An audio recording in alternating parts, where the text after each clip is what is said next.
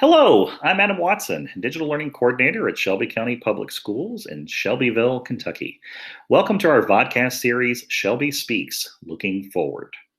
We chose the subtitle for two reasons. First, we are looking forward to the time when we can be face-to-face with our students again. But we are also looking forward in time to the educational future of our district. We have two questions that kind of anchor our podcast discussion. What are Shelby teachers learning in the middle of this non-traditional instruction experience? And how will it transfer and transform their classrooms when they are once again inside their schools?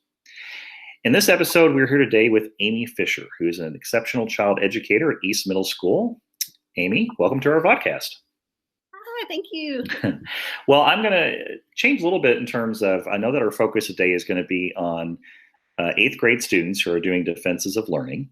And the thing that frames our discussion a little bit differently than some of the other guests I've had is the fact that you have done an incredible job in terms of doing structures and supports in digital versions of that early. And that's made it very interesting. We're going to talk about how that transitioned into when we went to NTI time. So let's start with that first question. What structures were already in place that helped you transition into that NTI time? Well, our Dean of Students and our instructional coach at East have been planning for eighth grade defenses. And so they had already kind of had a plan in place for the eighth graders to follow. So all I had to do was just take what she gave me and just adapt it for my students. And we were actually able to collect our evidence and complete the presentations before NTI. We actually had started practicing the presenting part, but we have, and I can share my screen, and I can show you the template. And I sort of adapted this. My students struggle a little with writing and expressing their thoughts completely. So what we did was we just made a template for each student to fill out. And if you can see down here, there are choices. So they got to choose what they wanted to put in all of the blanks on the slides. And so that's how they got their choice and their voice through. And they were able to choose the theme and the transition of the slides just to really make it their own. And they did a really good job, and they worked really hard on it. That's awesome. Well, talk a little bit about if there was any challenges. What was anything about NTI that maybe was unexpected, or you realized after the fact that you had to do in addition to the wonderful digital support you had created? Well, as you had said, we're very lucky that we had completed the presentations and had completed the portfolios. We had our defenses scheduled, and then we found out that we had to go to NTI. So the big challenge was figuring out how to do those presentations virtually.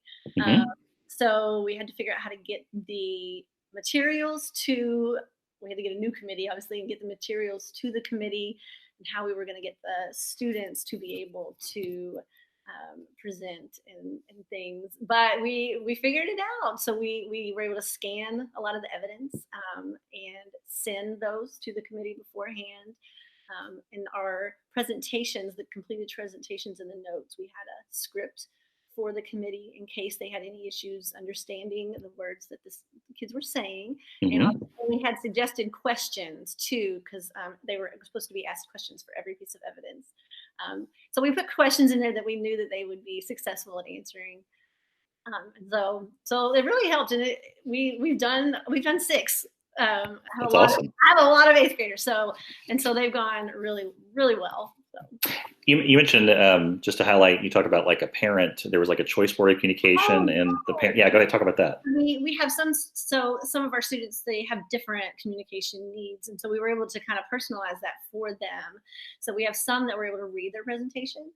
We have some that were able to kind of pre-record what they wanted to say, and so we had big little the little speaker icons. We inserted, audio for them to play, and then we had some that would answer questions also with communication boards. So were able to put communication boards just up on the screen through sharing your screen, like like I did just a minute ago. And our parents, even with our virtual classes that we've been doing, the parents have been such wonderful collaborators and just so supportive. So they would answer the questions and that we would ask, and they would choose their answer on the communication board, and the parents would, kind of tell us what they chose, because we weren't able to see, but Right. but it worked out very, very well. So we were really impressed, really proud of their work. Well, that's amazing.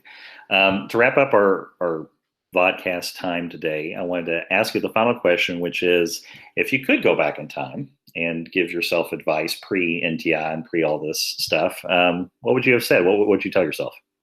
Just to not stress as much. When I first heard that we were doing this, I instantly was like, how am I going to give instruction to my students? How am I going to meet their needs? But everyone, teachers and families, they're all doing their best, and I am, offering my help, and the parents are communicating with me, and we're one day at a time. We're doing fine, and just to not stress. I love it. Well, I think that's good advice for all of us in all times, right? Not just NTI times. Listen, Amy, thank you so much for your time today and for sharing your professional learning and helping us have an insight into some incredible digital structures and other supports that you've created, and helping your students show their learning and demonstrate their learning and defensive learning even in a virtual world. So thank you so much for that. Thank you. So be sure to check out our Shelby Speaks Looking Forward playlist on our Shelby County Public School YouTube channel for more vodcast episodes. And until then, thanks for watching.